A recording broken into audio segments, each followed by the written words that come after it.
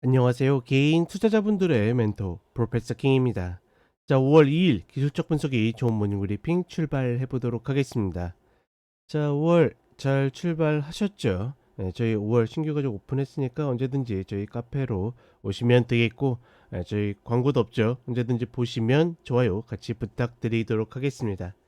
자, 일단 매육 같은 경우에는 이야기 드렸죠. 120평 자리에서 리바운드가 나와서 22평 저항을 테스트하는 구간, 22평 저항 혹은 양운 상단 구간을 저항 테스트하는 구간이라고 이야기 드렸고, 다시 고기 자리 맞고 떨어지는 모습을 보여주고 있습니다. 이에 맞고 떨어지면 어떻게 된다고? 네, 제가 주말 라이브 방송 때 이야기 드렸죠. 그 부분 시나리오 같이 참고하시면 되겠고, 어제 이제 막판에 이제 갑작스럽게 올랐다가, 그러니까 나스닥 기준으로 한 1.7%까지 올랐다가 다시 빠지면서 좀 마감을 했는데, 결국 파월의 입이 양비론, 즉 금리 인하의 시기는 늦춰지겠지만 그렇다고 인상의 확률은 적다. 어떻게 보면 양쪽 다 이렇게 걸치고 있는 건데, 우리에게 중요한 거는 금리 인상의 가능성이 적다는 게 저는 조금 더 중요하다라고 생각을 합니다.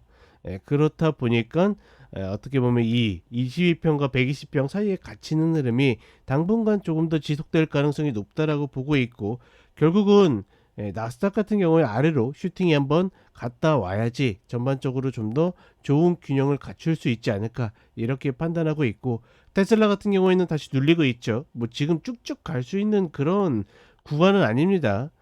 그렇다 보니까 175불, 그러니까 175불은 제가 다시 돌아와야 되는 자리라고 이야기 드렸고, 그 다음에 180불 마디, 그러니까 이 구간을 얼마나 잘 디딜 수 있는지가 굉장히 중요하다, 이렇게 판단하고 있고, 한국 시장 같은 경우에는 오늘 뭐 개파락해서 출발을 하겠죠. 다만 어제 같은 경우에 아시아 증시 보게 되면 미국 시장이 2%가 빠졌어도 잘 버티는 모습을 보여줬습니다. 거의 뭐 0.2%, 0.3%뭐 이 정도밖에 빠지지 않았기 때문에 그 하락 자체가 무섭다라기보다는 갭 하락해가지고 양봉을 유지할 수 있는지 뭐 그 정도만 체크하면 되지 않을까.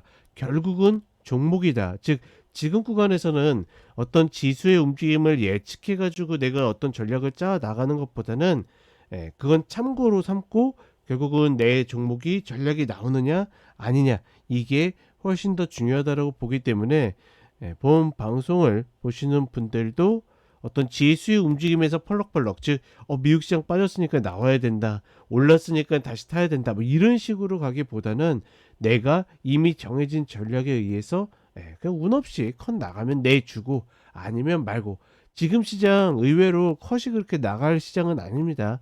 그렇다 보니까 너무 지수에 끌려다니지 마시고 종목 전략 중심으로 가셨으면 좋겠다, 다시 한번 이야기를 해 드리겠습니다. 자, 간단하게 차트 살피도록 하겠습니다.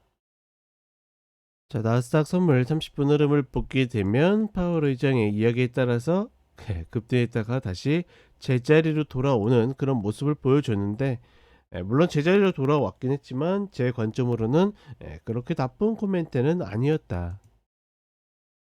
결국 주말 라이브 방송 때 이야기 드렸던 것처럼 베이스병 딛고 그 다음에 22평 양은 상단 이 저항 맞고 떨어져서 수렴해 가는 가운데, 결국은 어떻게 나스닥에 한 번 정도 슈팅이 나와야 되는데 이 구간의 흐름은 S&P 500의 122평을 딛는 흐름과 맞물려 있다, 뭐 이렇게 보고 있고, 그 다음에 테슬라 계속 올바른 방향을 이야기 드리고 있죠. 그러니까 얘가 지금 다시 내려와 가지고 이런 자리, 160불 이런 라인 다시 이렇게 지지하는, 즉 헤드가 나오고 어깨를 맞추는 이런 흐름이 나와도 괜찮습니다. 그러니 계속 이야기 드리는 게 이 위에서는 추격할 필요가 없다라고 이야기를 드리는 거고, 다만 얘가 진짜 강하려고 그러면 175불, 그러니까 다시 돌아와야 되는 이 라인 안 깨고 가는 것이 좀 더 빠르게 120평을 털어낼 수 있는 길이 될 가능성이 높다. 이 정도로만 인지하시면 좋겠다. 한국 시장도 마찬가지로 똑같은 어떤 패턴을 만들어가고 있고, 120평 방탄자리 딛고 올라와서 저항 맞고 만약 밀린다라 그러면 또다시 2607 라인, 이제는 다 겹치게 되네요. 이런 라인들이 또 지지 라인이기 때문에 여기에서 딛고 또 리바운드가 나올 가능성이 높다. 그러니 개인 투자자분들의 입장에서는 어떻게, 즉 매수 플레이 입장에서는 하락에, 그러니까 눌림의 매수 관점이지 일단은 그러니까 물론 지금 만약에 얘가 양방향 매매를 할 수 있다 그러면 꺾였다라고 보고 있고, 그 다음에 이 자리는 돌파하지 못한다라고 보기 때문에 정방향은 원래 리바운드 때 매도가 맞아요. 근데 매수 플레이어분들은 그런 환경이 되지 않기 때문에 비중 조절을 통해서 아래 눌림의 매수를 가져가는 게 맞다. 그리고 이러한 흐름들이 계속 나오는 이유가 뭐라고 했죠?